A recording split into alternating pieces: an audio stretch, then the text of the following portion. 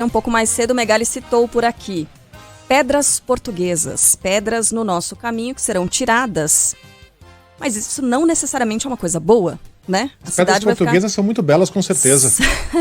Bom, e a Prefeitura de São Paulo vai trocar essas pedras de ruas do Centro Histórico de São Paulo por pavimento de concreto. E para saber mais sobre essa mudança, a gente vai conversar com Marcos Monteiro, que é secretário de Infraestrutura Urbana e Obras, presidente também da SP Obras, a empresa pública responsável pelo gerenciamento das obras da cidade de São Paulo. Marcos, muito obrigada por conversar conosco. Então, começo perguntando, secretário, sobre as pedras que serão trocadas. Quanto é que isso vai custar? Quando é que começa toda essa operação?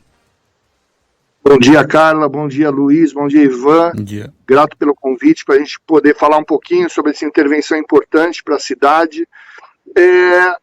E falando das pedras portuguesas, né? Essa sempre é uma polêmica e é importante a gente entender, todo esse projeto foi muito estudado, ele é estudado há uns 5 anos, pelo menos, e agora a gente está dando início. Nós fizemos a licitação terminou há 2 semanas atrás, do lote 1.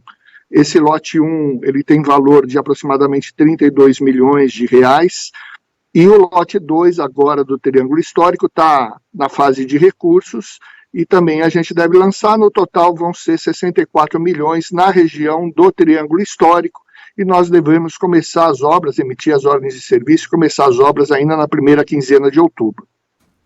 Por que tirar as pedras portuguesas, secretário? A gente já perdeu essas pedras que são tão bonitas na Paulista, na Faria Lima, no Instituto Butantã, em várias ruas do centro da cidade, Barão de Itapetininga, enfim, se eu começar a falar aqui eu não paro mais. Por que a gente está acabando com esse patrimônio que é tão bonito e tão importante para a nossa cidade? Veja, Ivan, nos estudos que foram feitos, sem dúvida, e muito a gente vê o pessoal comentando com relação à manutenção, à necessidade de manutenção. E se você andar aqui pelo centro, você vai ver, sim, equipes da subprefeitura em muitos locais fazendo a troca das pedras. E uma das vantagens que se mostra das pedras é a questão da permeabilidade. Então isso é verdade, só que essa permeabilidade, se por um lado ajuda a drenagem, por outro facilita a infiltração de água e o desnivelamento das pedras. Então a questão que a gente tem aqui no centro não é só uma questão de não reposição ou de você recuperar essas pedras que são perdidas, mas é o desnivelamento, e isso sim atrapalha muito a questão de mobilidade aqui no centro de São Paulo. A estimativa que a gente tem é de cerca de 5.400 acidentes anuais em função desses desnivelamentos, em função de falhas nesse piso. Então, a gestão, né, e o projeto prevê a substituição dessas pedras para que a gente tenha uma grande melhoria na mobilidade aqui no centro de São Paulo. Secretário, bom, primeiro eu vou dar a minha opinião. Eu acho que essas pedras deveriam ser mantidas e a prefeitura deveria investir dinheiro para que elas não fossem inseguras, para que elas fossem tão seguras quanto o piso de concreto ou de cimento. Inclusive há tecnologias, há nanotecnologias que já estão à disposição, nanomateriais, que ajudam a manter essas pedras não escorregadias, a manter o nivelamento. Foi o que disse recentemente o urbanista Heraldo Ferreira Borges, numa entrevista a respeito dessa experiência, né, de tornar o centro histórico mais acessível sem as pedras portuguesas.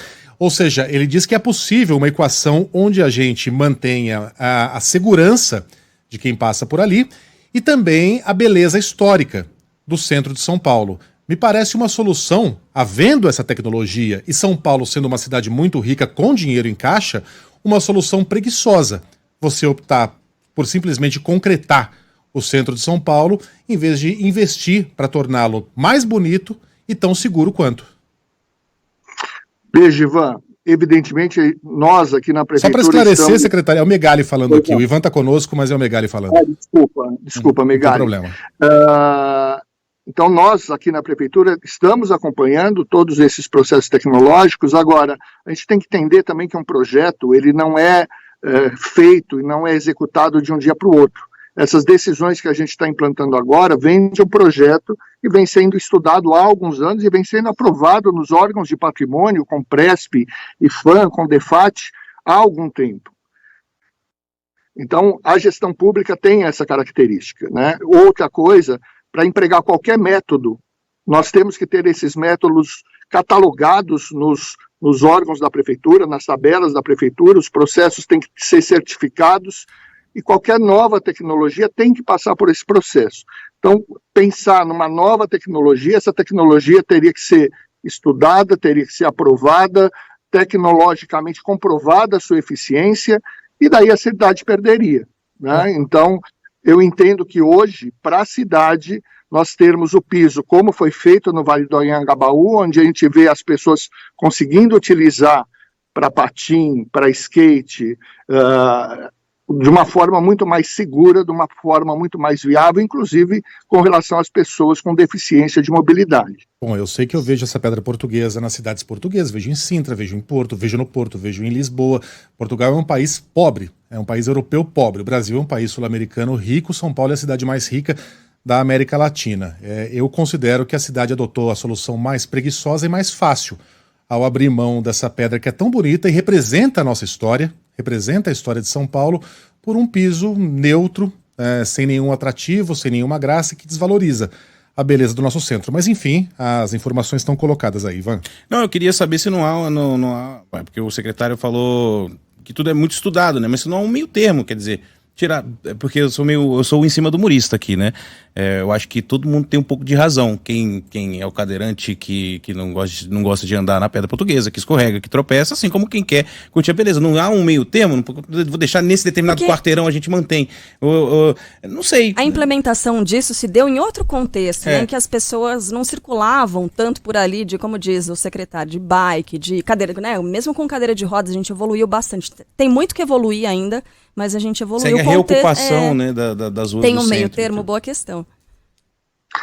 Na verdade, essa substituição está sendo feita especificamente no Triângulo Histórico e no quadrilátero do Centro Novo, que pega ali a região antes da República, né, entre o Anhangabaú e a República, e outras áreas da cidade vão permanecer ainda com a pedra portuguesa. Tem a questão histórica, que talvez isso a gente discutiu aqui internamente. Na verdade, essas pedras foram colocadas ali no centro de São Paulo na década de 70. Então não dá para dizer que seja exatamente um patrimônio histórico. Não há dúvida que ela representa uma parte da história da cidade que vem da década de 70 para cá.